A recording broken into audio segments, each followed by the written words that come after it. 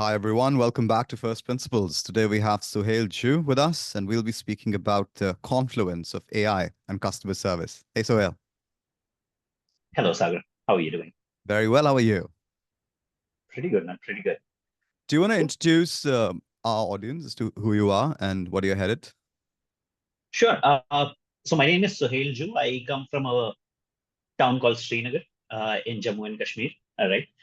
I have been working in the customer service, customer experience domain for the last 8 years. Started off as fixing printers for HP over the phone.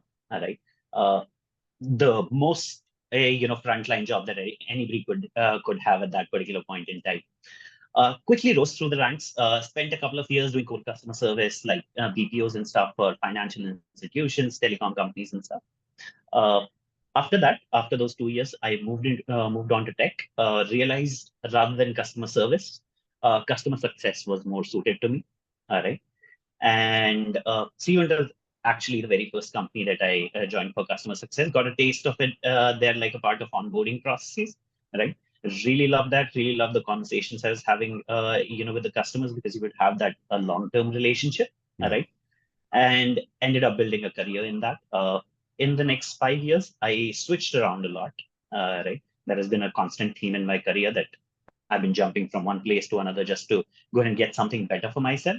Yeah. All right, and quickly rose through the ranks to go ahead and head customer service as well as customer success for a legal tech enterprise startup. Hmm. Right. Uh, did that for some time as well. Then quit that job. Moved on to another company, which was an e-commerce SaaS company, which was like my last role. I was working as a customer success manager over there. And that is when an idea came to my mind. We were actually doing this hackathon there. AI was quite new, like 3.5 was, up in the rise. And because of GPT 3.5, there was a wave of, fear within our organization, especially on the business folks, right? That, hey, AI is here and we'll lose our jobs and stuff, right? Hmm. Uh, as a part of a 36-hour hackathon, we sort of built an AI powered search engine. But amongst those ideas that were being built there, the chatbot idea sort of struck my mind, right? As to going ahead and making AI chatbots and making things easier to have conversations. And that is when I thought, hey, it's time to go ahead and take a plunge. This was about a year and 2 months ago. I Hmm. quit my job, focused on the problem statement of customer service because this is something that I've always worked in and I already know. So, and started building a product. And while figuring out the problems that customer service faces and all of that, we quickly moved away from the chatbot idea. We realized that it was too shallow a product to go ahead and make. And eventually, sort of landed on a problem statement, which became the primary focus of our company, Pulse AI. Right. So currently, I'm running Pulse AI as the CEO of the company. I have another co-founder with me who has been with me for the last 11 years, a college friend. All right. And right now, we're building a customer support platform, sort of an all-in-one full life cycle customer support product. Uh, However, we wanted to go ahead and revolutionize the industry in a way as to how do people actually go ahead and use their support platforms, or how do people actually interact with their business systems, right? Hmm. And that became the primary focus of Pulse AI and what we wanted to go ahead and build. At this particular stage, we are very close to launch. We are a month and a half away from launching the product into the market. Hmm. And yeah, that's where we are, and that's what we've been doing. And from here on, where we see ourselves going is trying to go ahead and take a chunk of the market, all right? Because this is a super crowded market that we are in. This is a super interesting and a super comprehensive product that we are building, all right? So it's like we are swimming in the ocean and just going up against the sharks, all right? So yeah, it's an amazing journey. Uh, this is sort of the culmination of what I've done throughout my life, all right?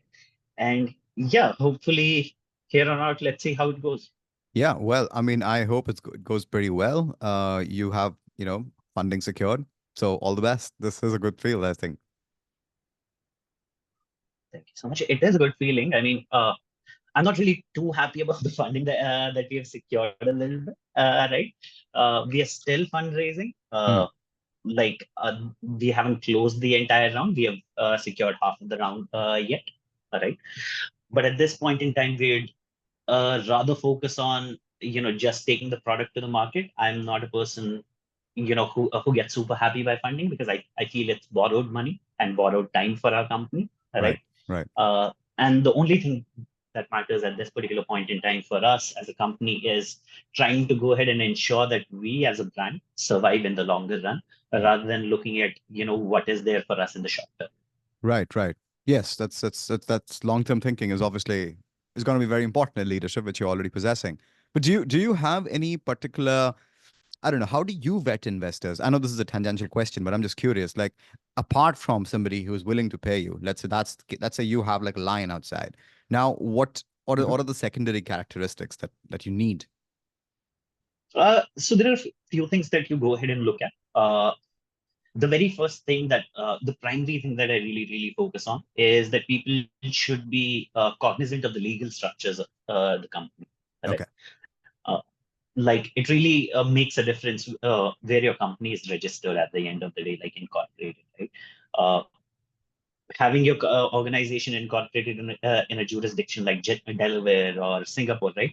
It makes it so much more easier for a founder to go ahead and raise capital and go out into the market and execute quickly without having to go through the compliance shenanigans that you face with different governments, Okay. right? Which is one of the reason why right when we started, we did not want to go ahead and register in India, right? Mm, Because it's incredibly difficult to move money around here. right. That is number one. That is the primary factor. Apart from that, then you go ahead and look at what people are bringing on board. All Mm, right. So we see it as a differentiation of smart capital and dumb money. All right. Uh, Let me go ahead and sort of elaborate on that. yeah. Yeah. So in 21, I was actually working with a bunch of friends, and we were going ahead and working on this influencer marketing platform. And we raised $500,000 for it. All right. Mm, Uh, but at the time when we raised $500,000 for it, it was completely dumb money. The investor that came on board had no idea about the industry. right. Forget the industry, he had no idea about tech. It was his first sort of equity investment ever in private markets. All right. Yeah. Which is one of the reasons why it was super easy for us to go ahead and raise money from him. All right. But at this point in time, I'd much rather have smart capital in terms of, uh, over the times I've realized that I have a lot of shortcomings. Mm, My quick and jumpy nature being one. All right. So I try to go ahead and look at people who can go ahead and fill the gaps that I have. right. Right. Right. By filling the gaps, I don't mean that they'd come in and work on our startup day in day out. By that I mean I'm getting advice and guidance that we really really need in terms of taking things to the next step. All right.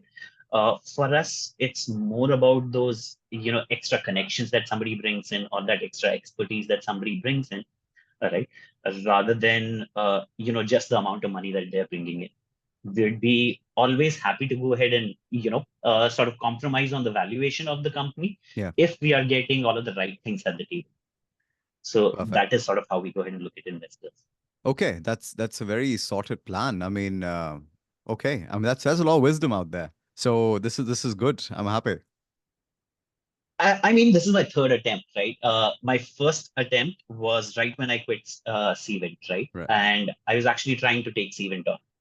Uh, I, rem- I remember when I quit Cvent, it was COVID had just started, Right. right? And at that particular point in time, there was a burning need for a virtual event sort of platform out there, Yeah. right? And out of that chaos, actually came out a super brilliant company called Hopin. Hmm. And what Hopin was developing, we were actually developing something very similar to Hopin. Like there was a Right. 95% feature to feature resemblance, right? But the problem with us was Hopin and us, we started at exactly the same time. Right. But the problem was that with Hopin, they had the access to capital, right? We did not. Yeah. And since I had just done one job in tech, I did not really fully grasp the industry as to how it works and all of that, right? So it was super tough for us to even go ahead and, write code and properly ideate all of the features, Right. right?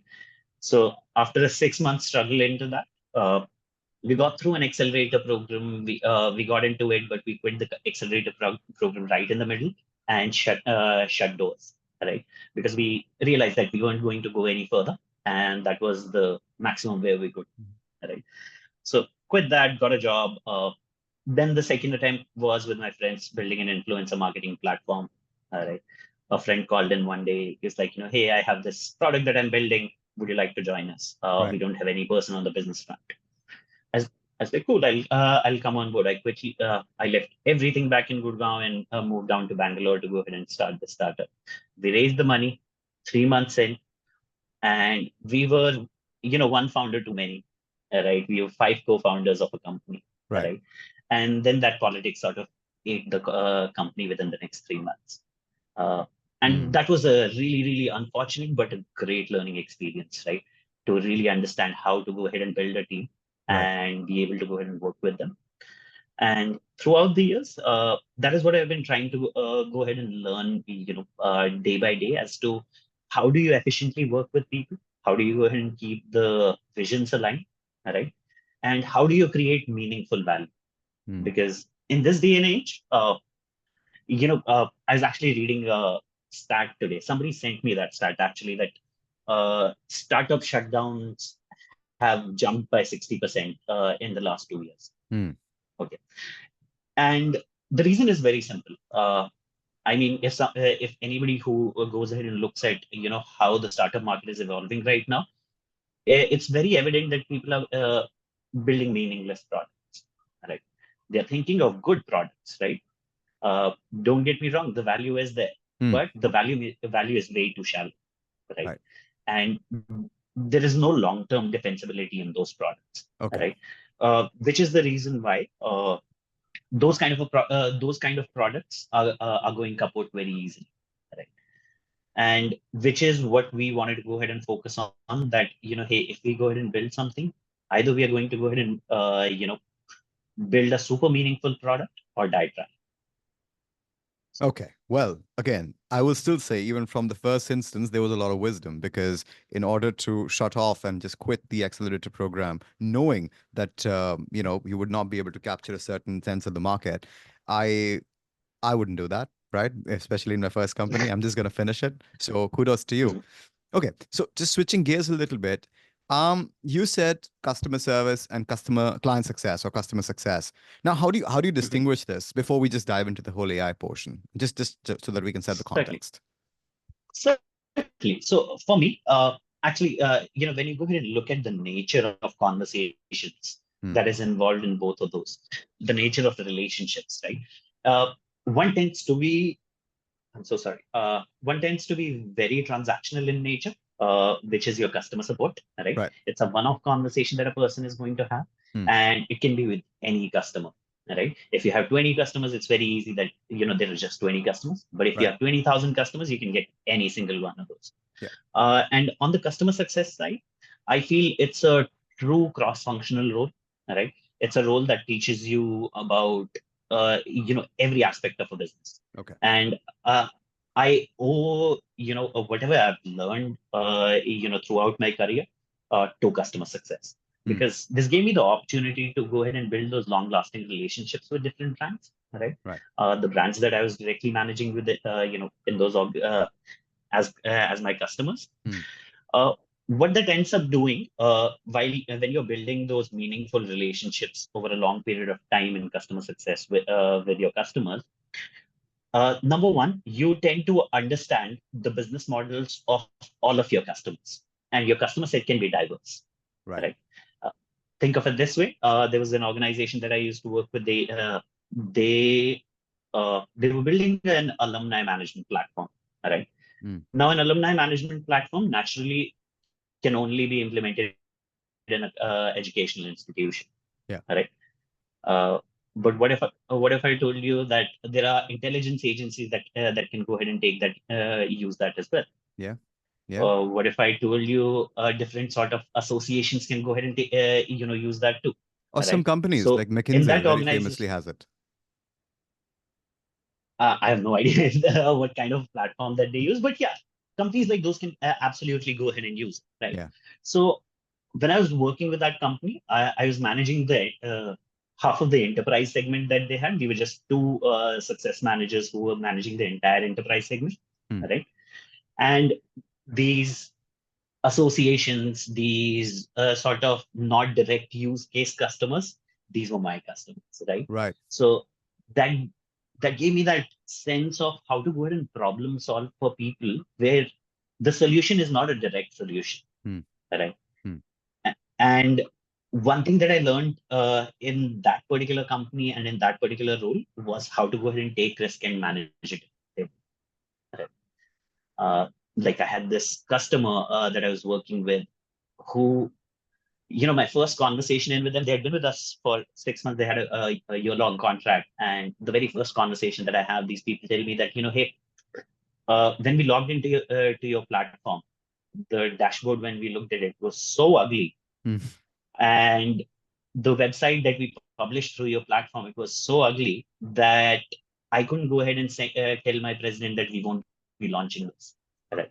Right. And this was a vice president of the organization. She was managing one of the biggest, summer camps in the States, right?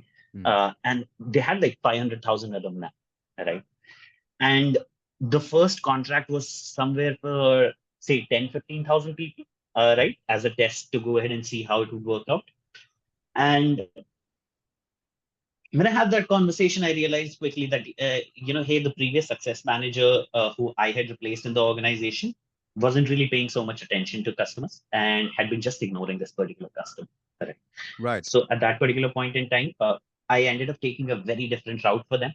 I ended up taking them through a third-party platform, made them buy that third-party platform, helped implement a solution on that third party platform, integrate that with our existing solution so that, at the end of the day, they get the design language that they want, Hmm. right? It Hmm. was a huge risk for us. I made my organization pay for most of the stuff there, right? Right. Right. But that customer sort of had a potential to go ahead and become the biggest customer of the organization, right? Right. So that the reason why I'm telling you this story is because these sort of experiences gave me that level of understanding as to how do you go ahead and look at the market Right. and how do you go ahead and problem solve in different scenarios, right? So which is what I feel is the core characteristic of a customer success manager, right? I can talk on customer success a lot more than I can talk on customer service, to be honest. But but yeah, which in essence, it's just the long-term relationship building on one end, and very short-term transactional and getting stuff done and fighting those fires right there and then on the other hand, Right. right? Okay. So that's Not to more say that, frontline, yeah, more frontline work. I mean, it's more like, absolutely, right, right, right. I mean, absolutely, they are essentially focused on solving a particular crisis because, I mean, it's not just like a nice sort of dinner with a client. But then on your angle, you're absolutely, also a consultant, right? A business consultant in a way. That's what you did for this company. absolutely, absolutely, Interesting. absolutely. So that's what I've done for the last 5 years, Hmm. and that is sort of what has formed my market perspective. Hmm. Hmm. Right. Right. Right. Now, like you are the director of the play. Now cue AI to come in and tell us how things have changed and what is the future like here in this industry. Cool. So one thing that so when I was thinking about what to go ahead and talk about in this particular conversation, Hmm. and how do I exactly talk about AI and customer service? Uh, See, there is a overwhelming fear in the industry, all right? At least on the white collar front, that we are going to go ahead and lose a lot of jobs, Right. and that is true. Hmm. There is going to be a massive impact of AI in terms of job losses.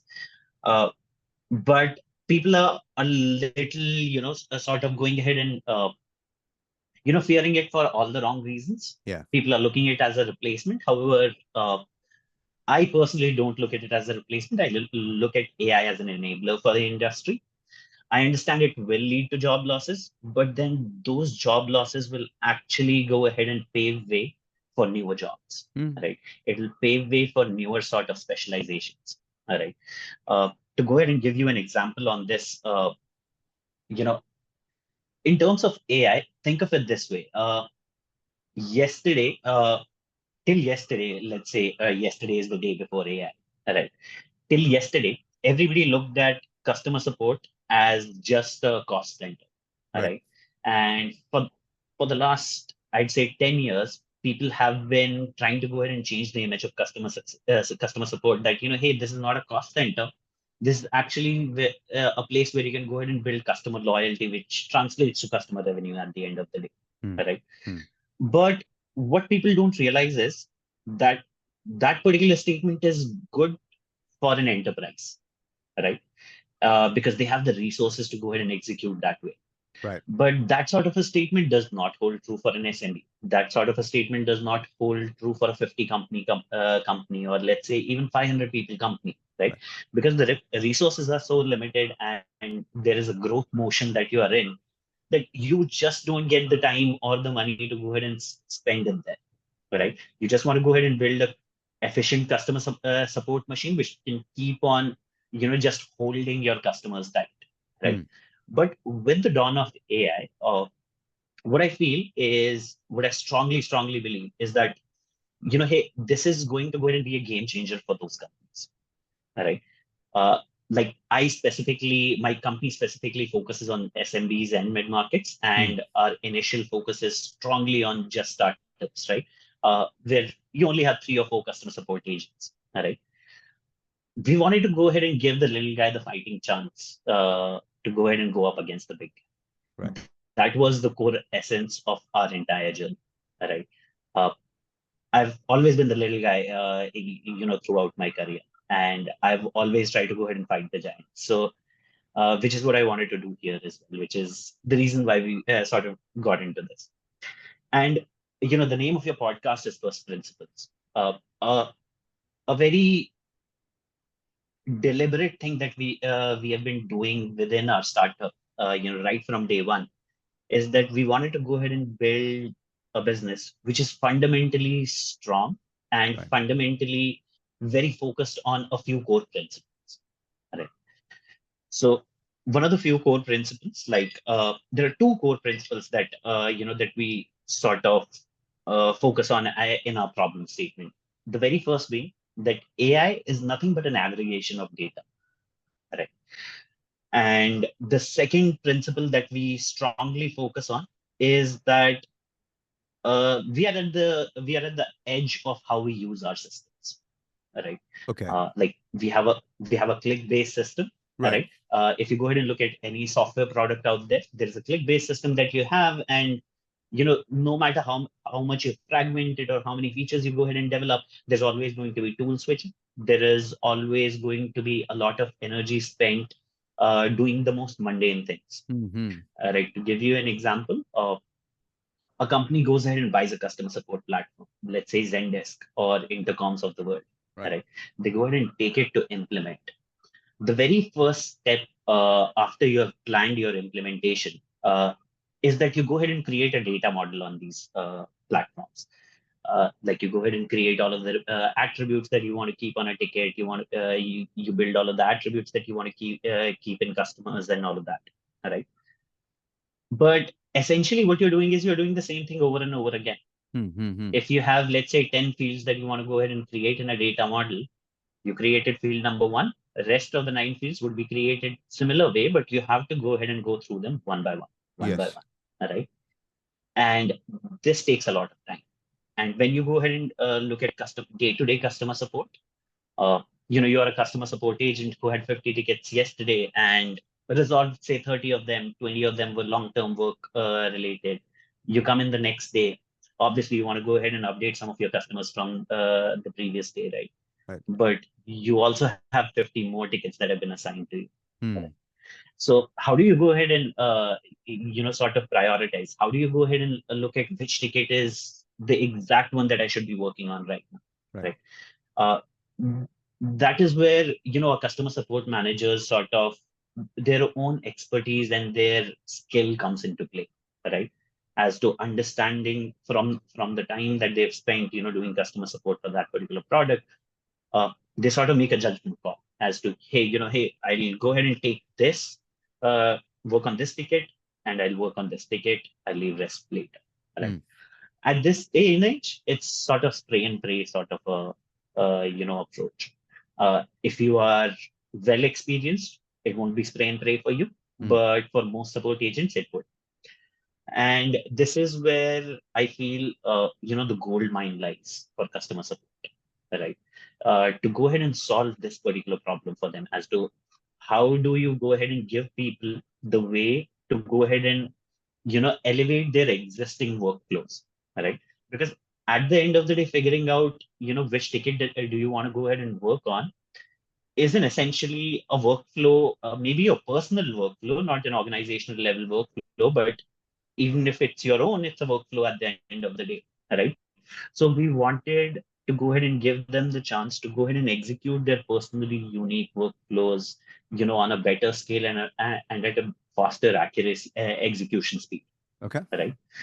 So which is why we wanted to go ahead and just change, how you go ahead and use a system rather than, clicking around. You could just go ahead and talk to a system, right? Tell it, hey, I want to go ahead and create 10 fields, give it that Excel file that you've already created, right? In planning. Yeah. Tell it that, hey, here's the data model, go ahead and create it. All right. Uh, and that is where we feel, the true potential of AI lies. Mm. All right. Okay. The, I want to the, double the click true here. potential. Yeah. Yeah, Mhm. I'm getting a little woozy because I after the Excel and the fields, I kind of lost you. So if you sorry, just rewind back over there. When you say you want to optimize personal workflows, so we're talking about the personal workflows of the individual contributor, right? Not the organization as a whole. Or is it both? Yes. Uh, it's both actually, but what we strongly believe in is we'll go ahead and help organizations retain, a higher skill level talent in this. A high, okay, okay. So Right. just walk me through the, let's say, the MVP version or the story version of what an ideal sort of day in a rep's life with this system will look like. Mhm. Certainly. So let me actually go ahead and take a different route if you don't Okay, mind. sure, sure. Okay. Let's go ahead and talk about customer support and the levels of customer support first. Okay, Right. right. That is how it would make more sense to you. All right. Uh, Level one customer support is your basic how to question answers, right? Okay.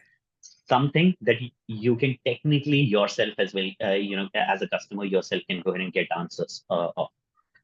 Like if you have a help desk, let's say, Hmm. help articles or there's documentation that you go ahead and post. This holds true mostly for tech companies, right? Right. They are the ones who go ahead and post documentation of how a product works and whatnot. So let me go ahead and give you a disclaimer first. We are focusing on three industries, so most of the examples that you go ahead and see from my end are going to be from these three. Okay. Okay, it's tech, e-commerce, as well as education. All right. Okay, these are the primary industries that we focus on. Now, so level one support, if if you have already made the information that can answer these questions public, right? Uh, it should go ahead and take care of it itself, Right. right? But it doesn't.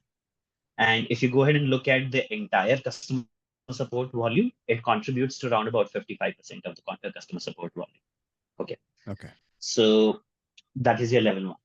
Level two, level two is where you need involvement of your customer support team to go ahead and solve a particular ticket. It can be messing around with the backend systems. It can be maybe just processing a refund, all right? Hmm. Hmm. Things like that. Things you can find some information about, but you can't go ahead and get to resolution without the help of a support agent, right?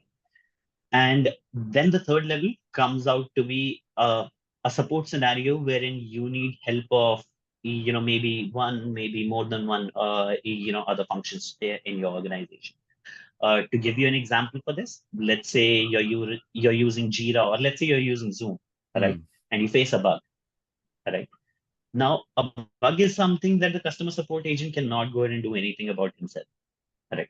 He would have to go ahead and talk to the engineering team, who will go ahead and look into it, tell him, what's going on, and then he would go ahead and communicate with the customer, right? So he would sort of be Right. an intermediary of the organization in that particular scenario, right? Okay. Now, let's go ahead and break these down one by one and see what the solution space looks like for all Yeah. of this. All right. Yeah. Uh, so in terms of the solutioning, I keep level 2 and level 3 together and level 1 on one track. Okay. Okay. So let's talk about level 1 for first. All right. So in terms of AI, as soon as GPT 3.5 came out, there was a new technology which was built around it as well. Now, this is called retrieval augmented generation. Okay. What basically happens in retrieval augmented generation is, uh, previously before AI, you had two-dimensional sort of databases, all right, wherein you would have an index and you would know exactly where certain thing is kept, Yeah. right? But with AI, because the data sets were so massive that these AI systems are trained on, you wanted a way to go ahead and restrict this information to a particular subject matter expertise, Right. right? Right. So for this, what people did was they created a three-dimensional sort of a database, Hmm. right? Wherein you could go ahead and put your subject matter expertise in that three-dimensional database, Yeah. and then go ahead and connect it with an AI system and restrict the AI system only on this particular data set. So the Okay. third dimension is the category, the subject matter. So I'll go ahead and explain that how Okay. does that work. All right. So how it works is, when you go ahead and store any information for AI in a vector database, it's called a vector database, Right. for your and the viewer's reference. All Right. right. How a vector database works is, the the third dimension or the first dimension for the vector database is actually the context database. The context Sorry, a database. context, Yeah. Yeah. right? So for every context, it's going to go ahead and create a two-dimensional space there. Okay. So Yeah. think of it this way. We have this room, right? It's a Hmm. 3D space. There can be different, bubbles or clouds of air, at different places, Hmm. right? Hmm. Hmm. Now, how you store information in this particular database is, you do not go ahead and put the absolute information in there, right? Like my name is Suhail, you will not go ahead and put my name is Suhail in there, right? Right. You'll create something called as embeddings for them. Embeddings are basically your, numerical values of these words in that particular context. Yeah. Okay. Uh, are you with me, or am I I am. losing you? No, no, I'm with you. Cool. Yeah. Perfect. Perfect. Because a lot of people that I talk to, it gets too technical for them. So I just want to keep doing a Yeah. check. Right? Cool. So think of it this way. Now, the word the has a numerical value in context A. Right. Let's say it's 240. Hmm. But in context B, the numerical value of the word THE, would be, say, 255. Okay. Right? Hmm.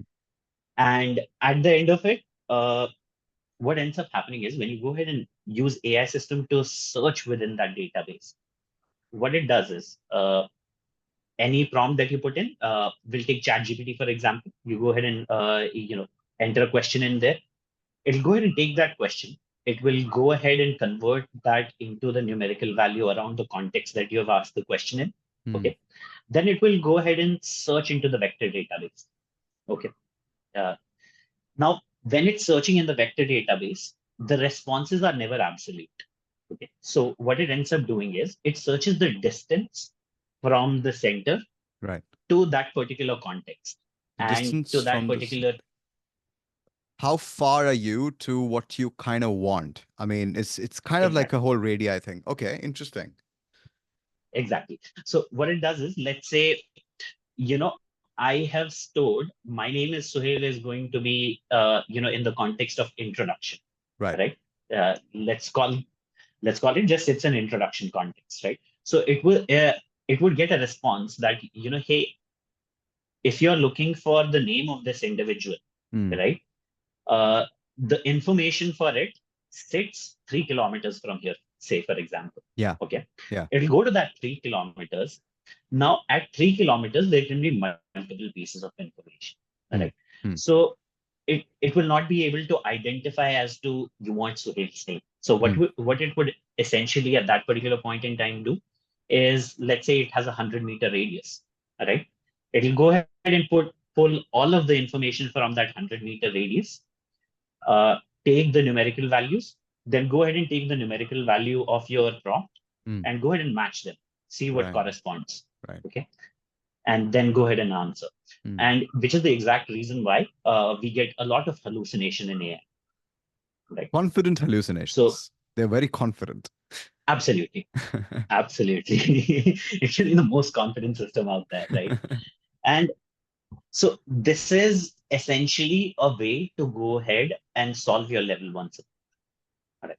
Got it. Earlier, if you go ahead and look at support chatbots, earlier Hmm. you had to go ahead and configure each and every question and the answer to those questions. Right. Now, with those questions, the good thing was you could just go ahead and put natural language processing in it and go ahead and map a few more, intents with that particular question. But Yeah. eventually, you would have to define the question, you would have to define the answer. Right. But with the onset of AI, what happened was people started going ahead and building these RAG chatbots, right? Now you could go ahead and just directly upload all of your data into one database without having to index them, without having to properly mark them, right? And you would just connect it to AI, and your chatbot is ready in 5 minutes, Right. right? Right. And actually building a product for this does not take more than 3 days, all right? And if you look at AI in customer service, this is the most bastardized idea ever, Okay. right? Okay. Like, because most of the people that you see doing customer support and building an AI product around it, they're just building chatbots. And you remember the initially I told you that people are building a lot of shallow products, Yeah. Yeah. right? This is the exact shallow product that I'm talking about. Right. When we started in the market, this is the exact same idea we started, right? But in when we were developing it, 2 weeks in, we realized that there is no defensibility.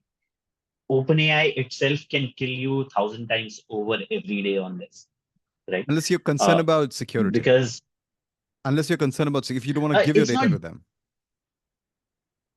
actually OpenAI does not take your data if you're using their API. Oh, okay. Okay, that's what I learned. Fine. All right. So Yeah, okay, they can kill you. Fine.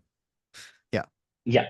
Hmm. So, and the good thing was, so these kind of products are called wrappers, right? It's just an AI wrapper. It's just a UI that you have built over an existing API.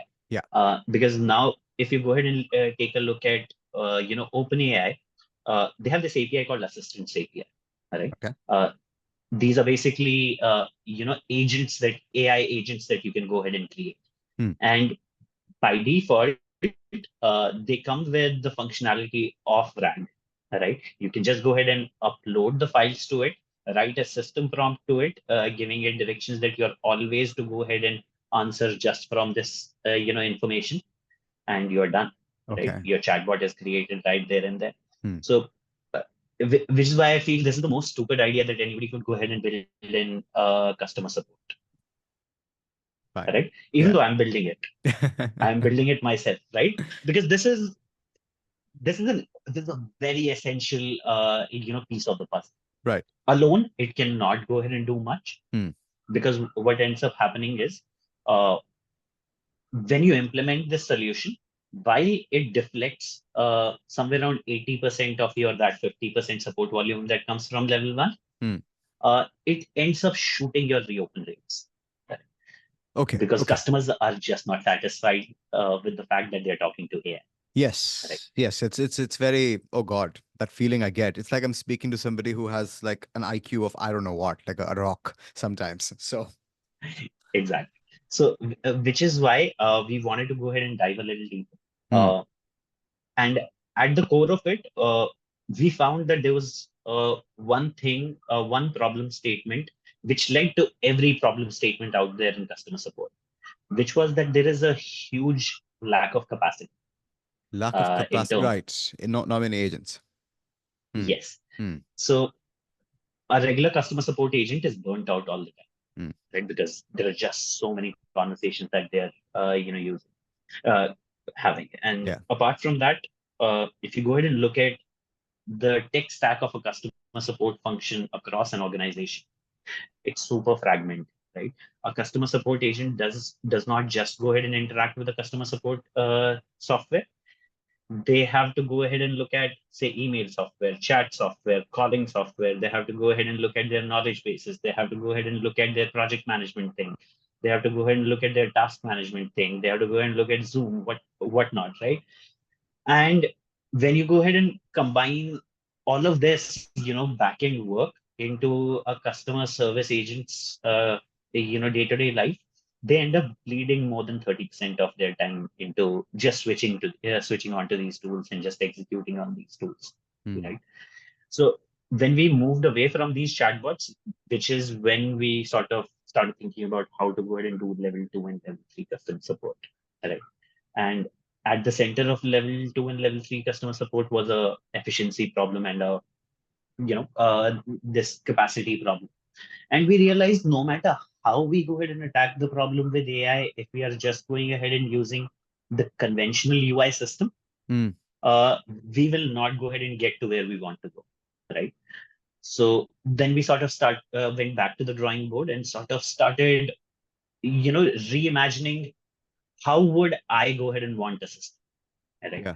Uh, because a year and a half earlier, I was in a position where I had to go ahead and buy a custom support platform for my organization. The budget wasn't amazing, Hmm. but the work was a lot. It was my first, big leadership position, right? And when you go ahead and get to a big leadership position for the first time in your life, you want to go ahead and quickly leave a mark in the organization that, hey, Yeah. I came here to go ahead and bring a change. I brought the change, and this is how we are going to go ahead and execute. But as soon as I got into the market to understand, what kind of solutions were out there, I was baffled by the amount of money a good, efficient solution costs. Right? Okay. Okay. Like, I was looking at two specific platforms. One was Intercom. Intercom costed us somewhere around $11,000 a year for 4 seats. All right. And that did not include all the bells and whistles. Right. Okay. Okay. And Zendesk costed us somewhere around $400 a seat per month. Hmm. Uh, and we wanted like 11 seats. So that was always going to be out of reach for us. All right. So I sort of, when we started thinking about this, I sort of went back to that experience of mine as to, hey, these were the exact challenges that I was facing. Let me try to go ahead and tackle those challenges first as to Hmm. how do I keep the costs low, build a system which is efficient enough for a new support leader like myself to be, who does not know yet as to what all plethora of, workflows there can be. How do I quickly make this an efficient all right? Right. So which is where a lot of our ideation and validation was based in. All right. A lot of people tell you that, you want to go ahead and start a startup, start with validation. Hmm. Start Hmm. by validating your idea in the market. Hmm. But for me, it was a very dog foodable product because I was at that position. I was at the position where, I wanted to go ahead and buy this platform. It's So I pre-validated. know exactly what a buyer. Yeah. Yeah, I exactly knew what a customer wanted, right? Right. And so then we started on this journey of trying to reimagine how does a support agent really interact with the system. All right. I'm so sorry. So at that time, what we realized was you need a way where, now that AI is here, we were already having conversations ourselves with AI. Hmm. All right. Uh, I was like, can we go ahead and have a conversation with a support system? And if we can have a conversation with our support system, is it just going to be about fetching some data, or can I make it execute something as Hmm. well? Right? And which became the basis of, the primary value proposition that we came out with, right? That, hey, we are the support platform with a totally new way of how you interact with the system, how you use the system, and which is what ends up giving you an efficiency boost. So with level 2 and level 3 support, we realized every single company has a very unique workflow and a very different way of managing their own customer support. Right? So you wanted to go ahead and, at that point in time, you want to go ahead and build a generalized product while still focusing on some a very niche technology, Yeah. which can go ahead and really give you that boost, Right. right? Capture that So, market first. which absolutely. Hmm. So, which is when we were like, hey, we are going to go ahead and go the co-pilot route. So, a technology like this, wherein you go ahead and talk to the system and make it execute things, is called an AI co-pilot, right? And so if you go ahead and look at, Microsoft has launched an AI Copilot, Yeah. right? And we wanted to go ahead and go the same route as to how does Microsoft do it. And so at that time, Microsoft hadn't yet built it. They were still in the works to go ahead and build it. They had just announced it, Hmm. right?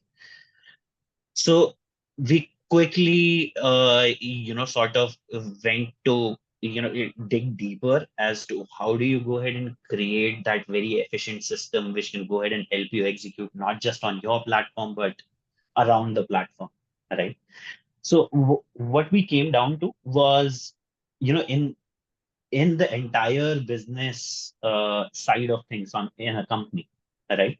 For us, it was about solving for the entire business rather than just customer support.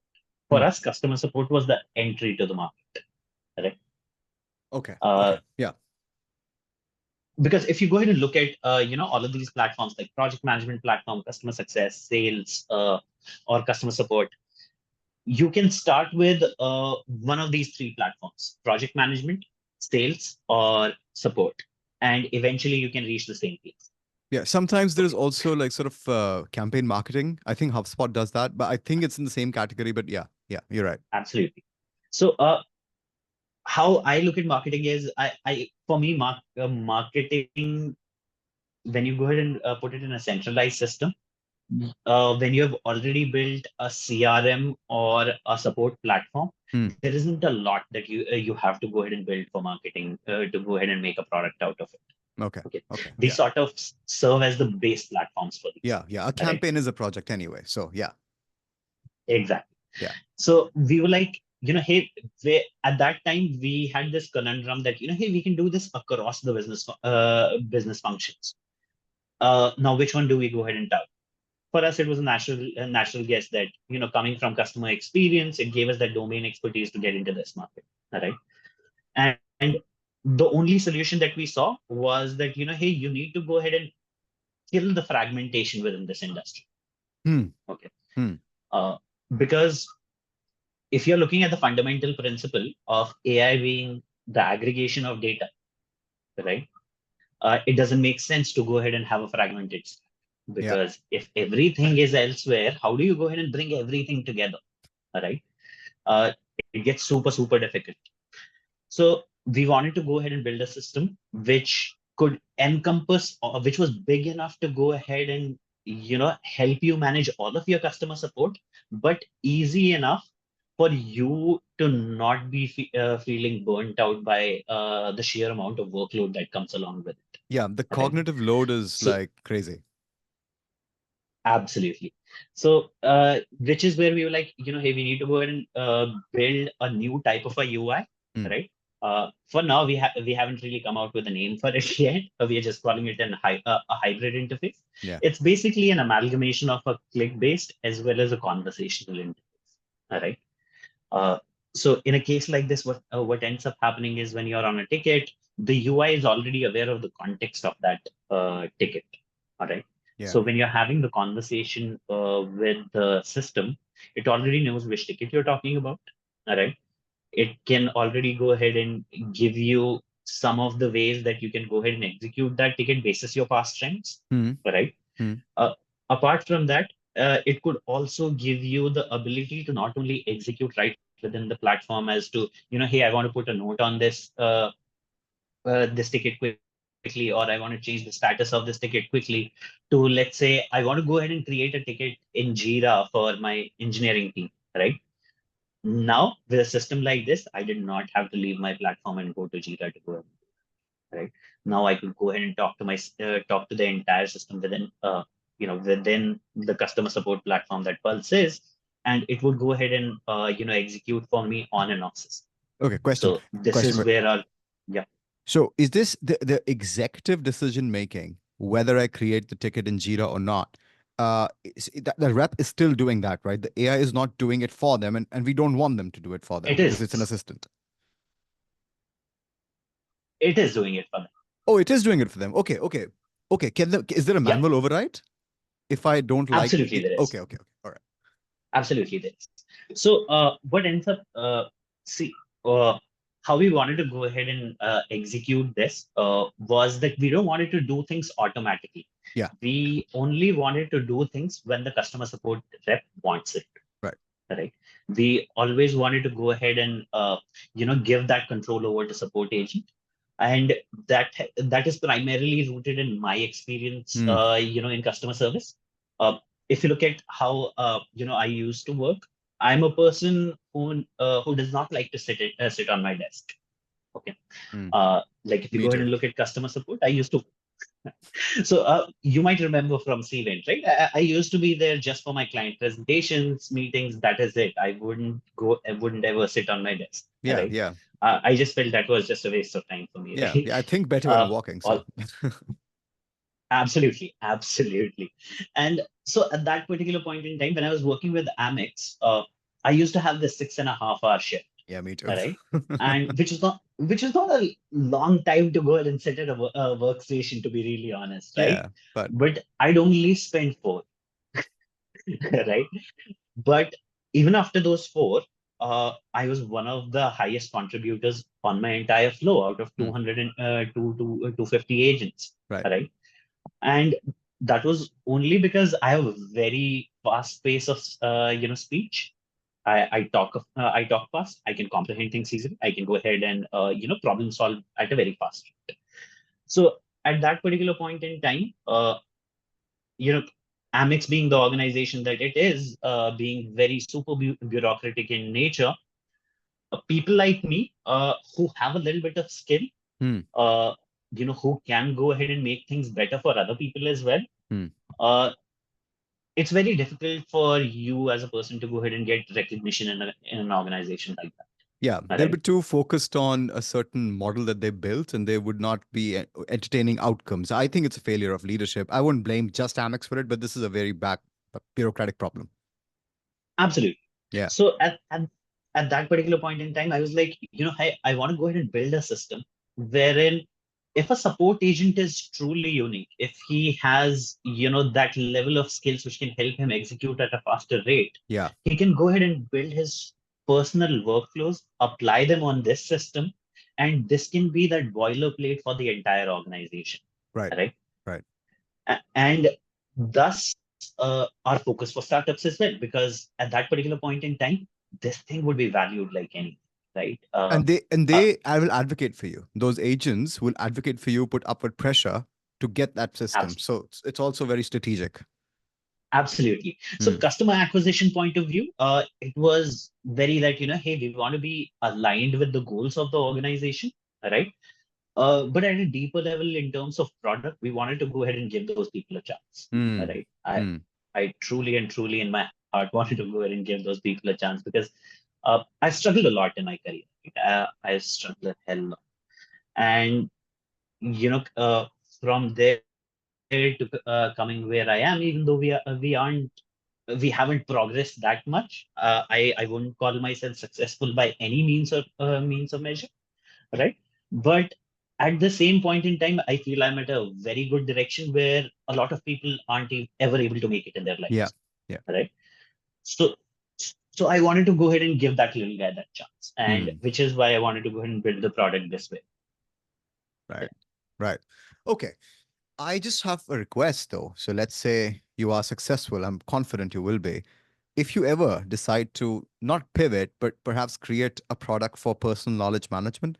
So I'll tell you what my thing is. I use like Getting Things Done framework, GTD by David Mhm, Allen, and mhm, that is my primary framework, not a tool. And along with that, mhm, Para. So GTD is for task and project management, personal project management, Mhm, also goals and all that things. And para is for personal knowledge management, storage. And mhm. of course, I use Gmail and I have like multiple accounts for multiple things because I have to. And then there is a task manager and there is a project manager, and it is a big cognitive load. So sometimes it doesn't, I wouldn't, I am not very good at the kind of inbox zero or capture zero that I want to be. So if you create a Mhm. product integrating all this, I will be your first customer. I think there are products like this that already exist. I tried a lot of them, man. Like we can speak offline about this, but I definitely Uh-huh. suggest me something because currently I'm using TickTick Sure. and I'm using Gmail and I'm using a few other things which fit into it. But I think I need something more. So I'll speak to you offline about this.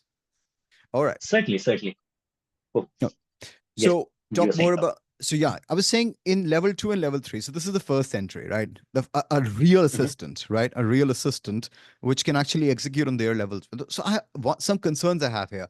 What if the category categorization, the context categorization, is incorrect, mhm. and it's so incorrect that there's no point like you know arguing with it. So how important are the human inputs here? Yeah, of course, execution, Absolutely. yes, but the analysis as well. 100%. So let's go ahead and understand it this way. The context categorization that we're talking about, we call it indexing, Right. right? Uh, Indexing doesn't matter for level two and level three support. I'll tell Okay. you why. Okay. Okay. Uh, the indexing that you want to do, you want to go ahead and do that only for level one. Okay. You don't want to go ahead because you are not catering to somebody who wants an answer of how things are working. Right? Hmm. Now you're catering to somebody who already knows the answers, who wants to go ahead and transmit these answers to other people. Okay. Right? Okay. So so you don't really need to go ahead and build a knowledge base for this. Where we focused on funneling the data for this is we focus primarily on product usage data, right? Product usage data in terms of, hey, if a support agent comes to my platform and clicks somewhere, Hmm. all right, Hmm. my system and my AI system should be aware that he made a click here and this click achieved this outcome, Right. all right? Right. And which is sort of the data that we strongly focused on in terms of our co-pilot system or the interface system that we've built, right? Rather than focusing on just the indexing. And talking about indexing as well, see, indexing is as strong as your documentation. It's always going to be as strong as your documentation. You can never go ahead and blame or hold a support platform or any platform for that matter accountable for it, Hmm. because if you haven't written the documentation, I wouldn't know, Okay. right? Okay. Okay. Hmm. So in terms of indexation, the indexation by the system is accurate till the time you have enough information in there, Right. right? Right. Okay. So So yeah, go that ahead. Go ahead. Go ahead. yeah. So that was one part of it. Right. In terms of level two and level three support, there are actually a lot more things that come in, Yeah. right? It's not just about, hey, you want to go ahead and do one major change in terms of, changing the entire interface system. Uh, but the only way to truly go ahead and build a support system that caters to everything, because if you're going ahead and building an all-in-one system Hmm.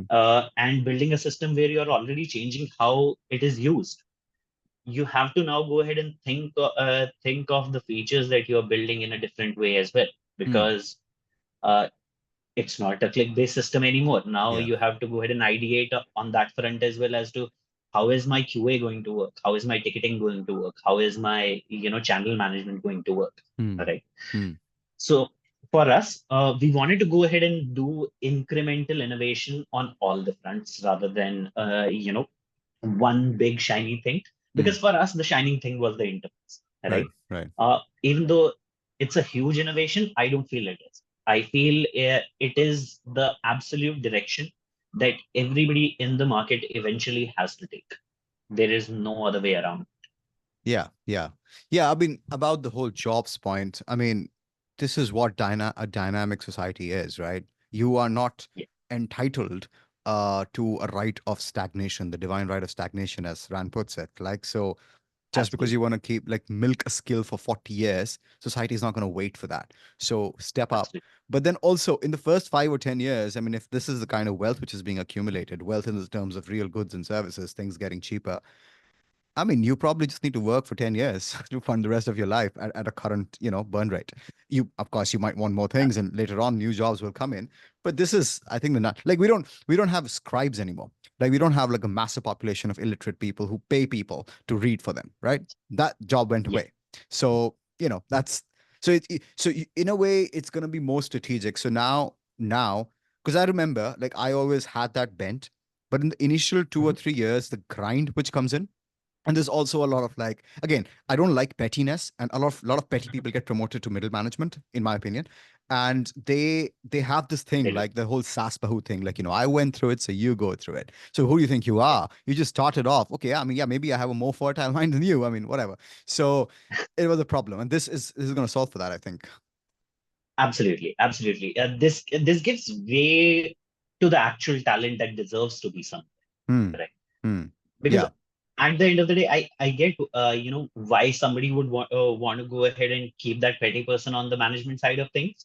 I get it, Hmm. but do I support it? Absolutely not. Hmm. I'm a meritocratic person by nature. I Yeah. will never go ahead and condone something that I just don't fit into that model. Yeah. Right. Yeah. Yeah. And I would So also yeah, go ahead. yeah, please go ahead.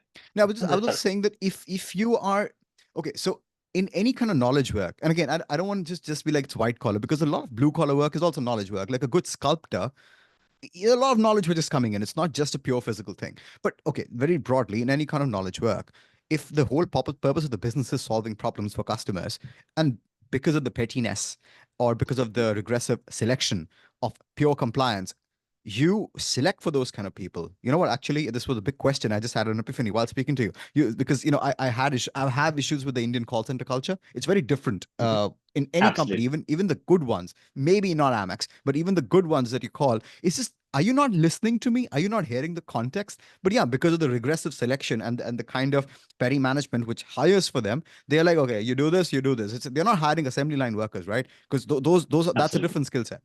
So we have a dearth of that talent. I think this can promote that. Absolutely. See, Mm. the thing is, how I look at it, I'll give you an example of this company called, no, not Cognizant, Concentrix. Mm-hmm. Right? Concentrix is the world's biggest customers, BPO. Right? Okay. Okay. And they're based in Gurgaon, right? Right. And out here, they have more than 40,000 people working for them. Right? Mm. And this company does customer service for Amazon. Right? Right.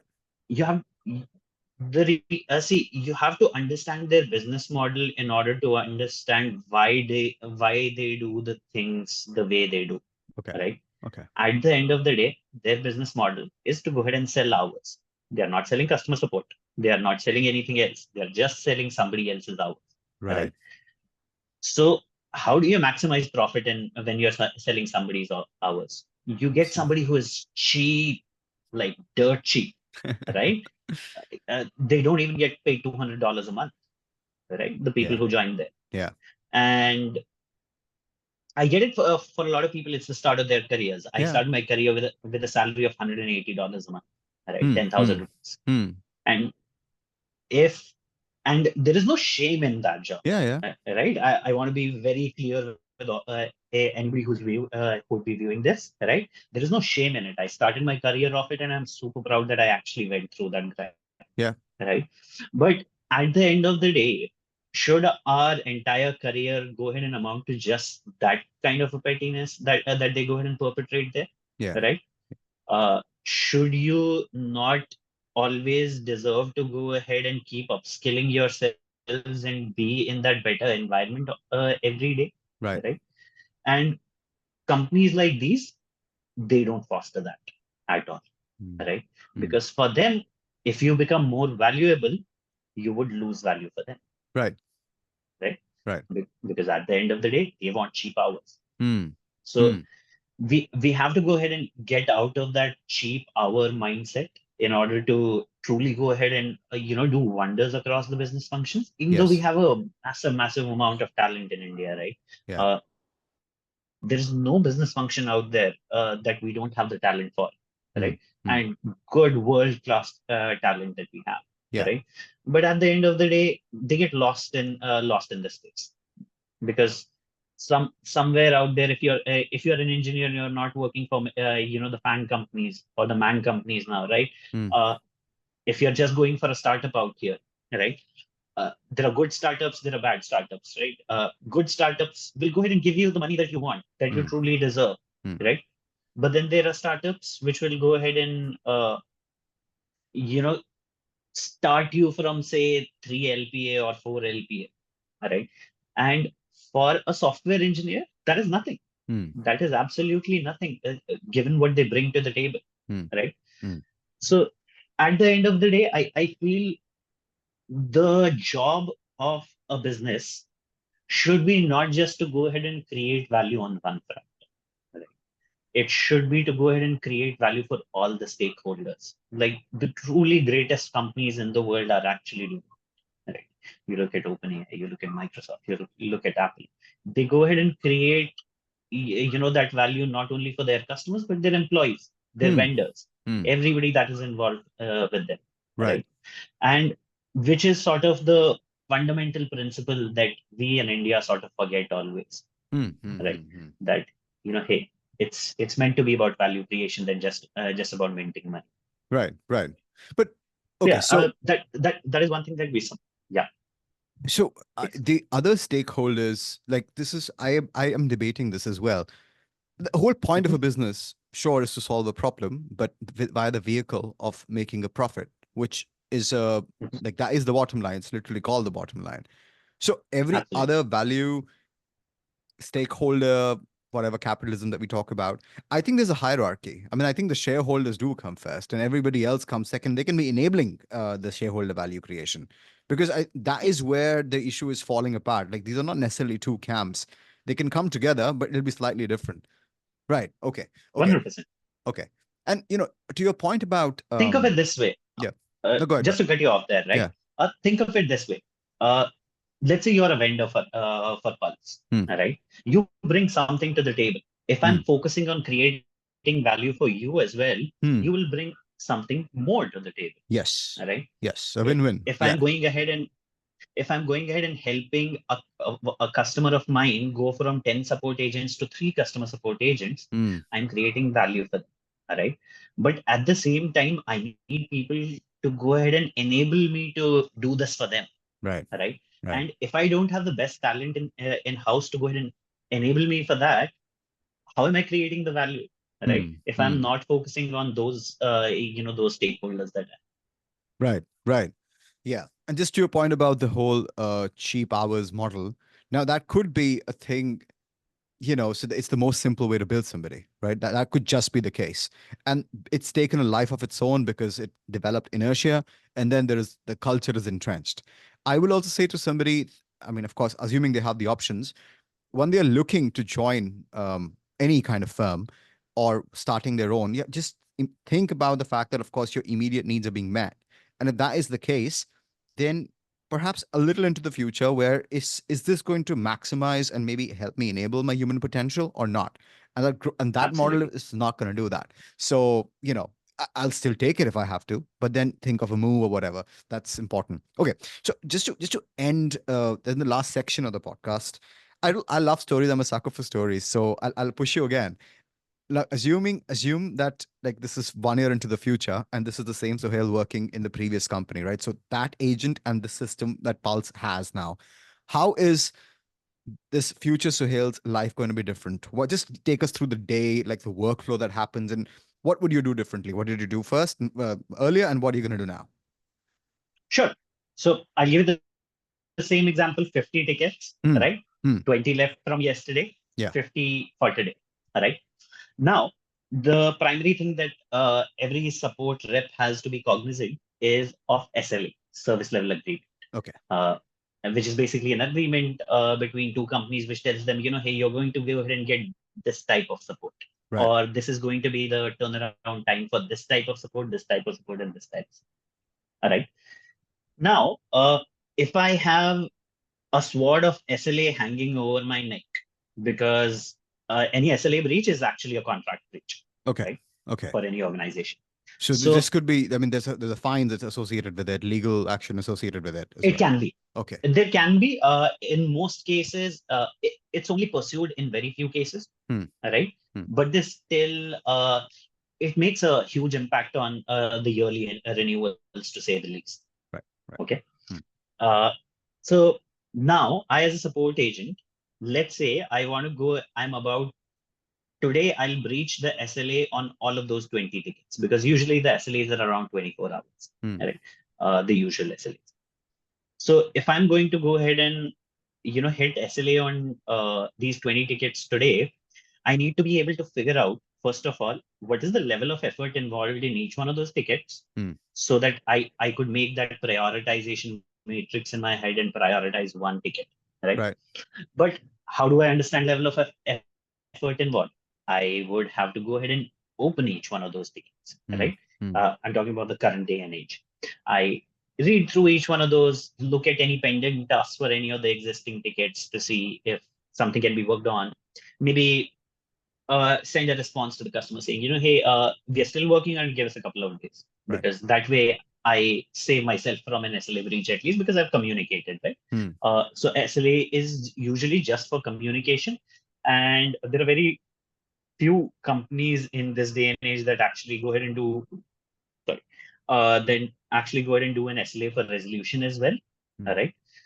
But essentially, I have now think of it in sort of the future perspective, right? If Pulse AI, you're using Pulse AI, you come in, right? You're coming in today. You're like, okay, I have 20 tickets. Now I want to be able to understand, first of all, in terms of sheer time, right? Which is the closest to breach the SLA, right? I go and talk to the system. I tell it, can you tell me the top three tickets about to breach SLA, closest to breaching SLA? It gives me the list of top three tickets. I go ahead and tell it, for these tickets, can you give me this? Can you give me a two sentence summary for each one of these tickets? Right. Right. It goes ahead and showcases the summary. Now that I have the summary, I understand the level of effort involved in each one of those tickets. If there Right. is another asset involved with them, let's say something has a Jira ticket associated with it, right? I go ahead and ask it, can you go ahead and check on the Jira ticket associated with this ticket as well and tell me the status? Okay. Now it gave me the Jira ticket as well. Now I have three tickets.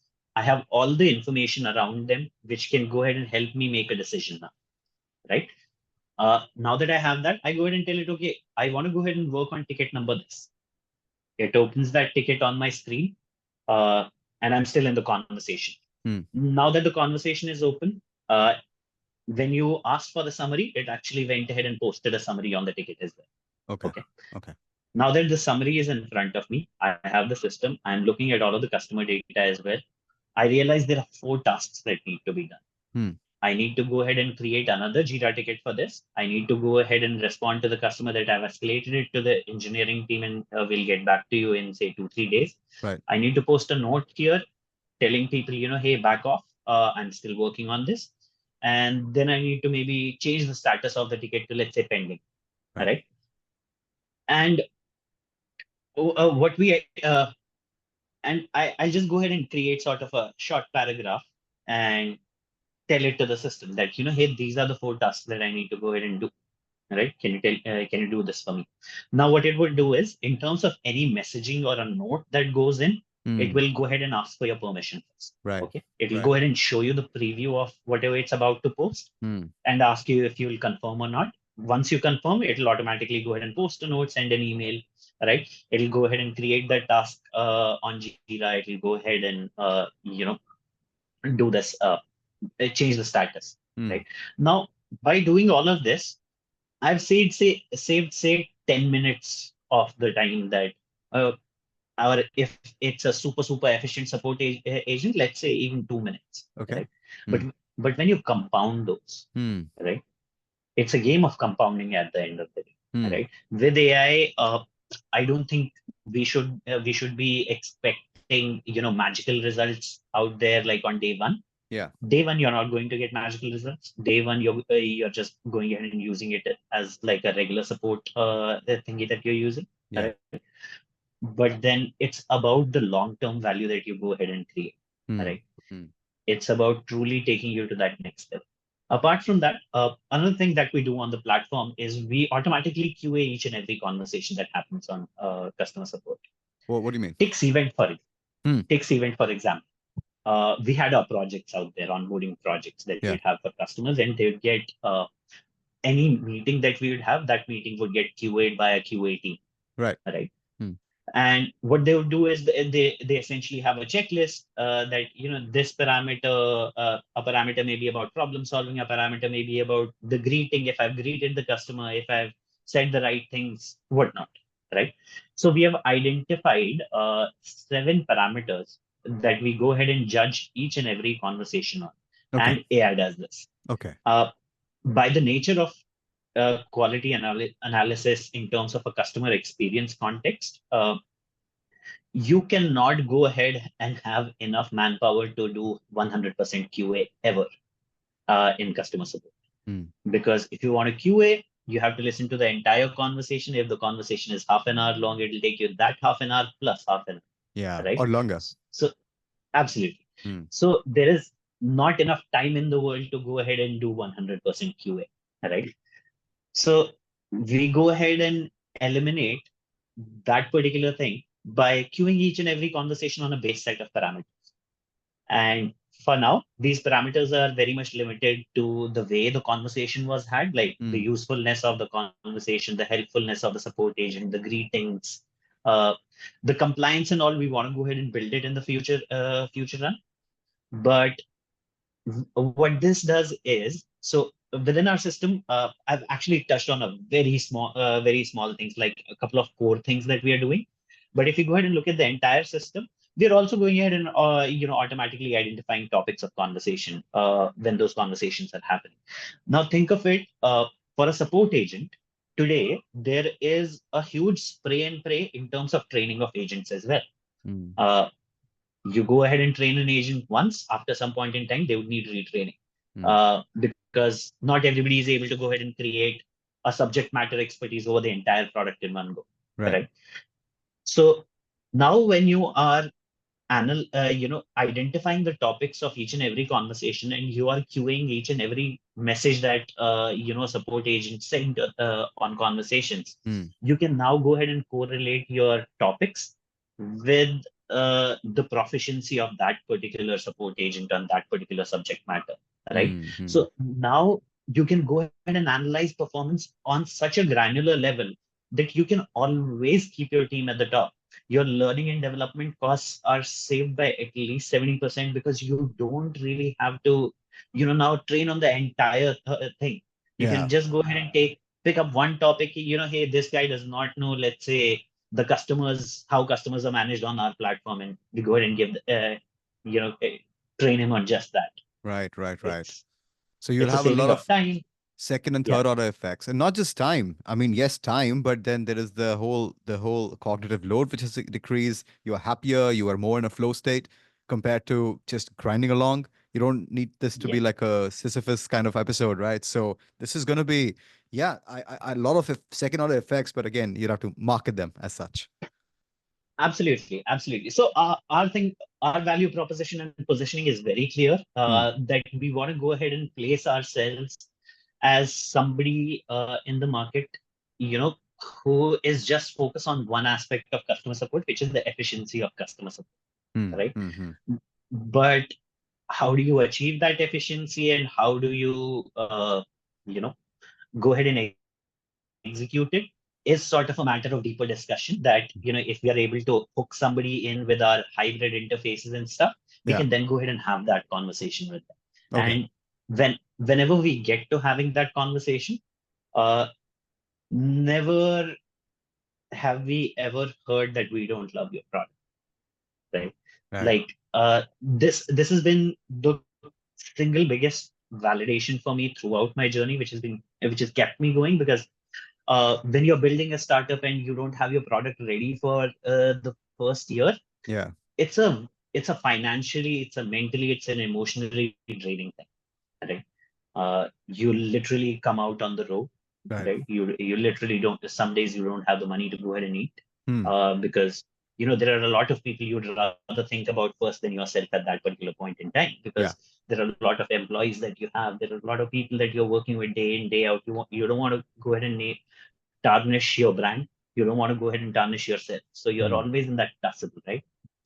So for us, it was like, if we are willing to go ahead and struggle so much, let's go ahead and make it worthwhile, right? Hmm. Let's go ahead and make it worthwhile, not only for us, make it worthwhile for everybody involved. Right. So that is Right. how we approach this. Yeah. Yeah. So what's next for you? I mean, the next few months, you and the company. So next few months, so we are actually getting into a program to go ahead and help accelerate our growth. I won't name the program right now. Sure. I'll wait for the program to go ahead and make it public first. All Yeah. right. But yeah, we for the next 6 months, we expect a very deep grind from ourselves. Hmm. Right. We'll probably move away from India for some time as well to go ahead and you know uh, get to that growth level that we want. Right. Right. And for us, it's just about keeping our head down, not focusing on any external, competitor. Like when I actually go ahead and pitch my product to, investors, uh, the primary question, the single biggest question that I face is, you are in a space which is super competitive. Hmm. Uh, I mean, the biggest company that I'm going up against has a $1.6 billion revenue, Yeah. right? Yeah. So they can chew us out any day. Hmm. They can run us out of the market. Hmm. Like they can literally run us out of the market. But we are still confident as to, hey, nobody can run us out of the market. Hmm. Uh, Hmm. because we know for a fact what we are building, they will build it. Right. Right. We are ready for the fact that they can come with that product tomorrow and we'll still gain our foothold that we want to gain. Right. Okay. It is for us, it's about the intrinsic risk that we already have, that, hey, because executing and taking a product like this to the market, a lot of things need to go right. Right. Hmm. Hmm. So at this point in time, we are just focusing on those that intrinsic risk, lowering that intrinsic risk and just delivering to the market. And once we are in Right. the market, I don't think once we are in the market that, we'll at least survive, if not thrive. The base focus is on the next 3 year survival. If we are able to survive for the next 3 years, I don't think we can ever go up. Okay. Okay. So yeah. Perfect. All right. So, do you have any last words for the audience, generally or just in the context of AI and customer service? I mean, so first of all, it's always a lovely conversation with you, right? And talking about AI and customer service, I'd say we as professionals should try to go ahead and embrace the technology, all right? Not think of it as something that's here to eliminate our jobs. Try to Hmm. go ahead and think of it in terms of how can it make you as a person better, right? Like half of my execution relies on AI, to be honest. I am a true proponent of AI, right? I've dove headed I've dove into it in a way that I'm not a technical person. I'm not a developer, Hmm. right? But I can understand code now, right? Oh, I can understand how somebody, what different levels of coding are, what kind of a technology would go on fundamental engineering level in building a product, right? And all of this came just by me conversating with my own personal chat GPT plus, right. right? Right. people People tend to look at it as, I understand it's a very dumb thing at times, but if you know how to play around with it, if you can go ahead and get that understanding, there is no better tool that has been created in the history Hmm. after internet. Okay, after internet, this is the single biggest technological advancement that we could have hoped for. And this is going to be a true turning point when we go and look back at things, 5 years, 10 years down the line. And everybody who did not capitalize at this point in time would go ahead and regret at that particular point in time, Right. because in this day and age, you would need that to stay relevant, right? So yeah, I mean, just embrace the change, right? Embrace the change. Go along with, give things a chance at the end of the day, right? all of this is just because of our own personal apprehensions that, hey, if Yeah. this would, if this does this, it means it's essentially eating my job away. Yeah. It's not. Just go ahead and ask it, use it as your own, right? Who knows? Yeah. Yeah. Yeah. So Perfect. yeah, Wow, man. This is well, one I'd say, of course, there's a some kind of a warning, but it's ultimately an optimistic message of absolutely. embracing it. And the small c conservative that is in all of us, sometimes we need to ask it to rest and let us experiment. Perfect, man. Absolutely. So I hope to have you back. I know you're going to be a busy man, but I'm gonna after we off air, I'm gonna try and convince you to come back for a few other things that I have in mind because you're perfect for that. But like I'm not taking any public commitment from you. So No thank problem. you and see you around. Thank you so much, Sagar. Lovely speaking with you.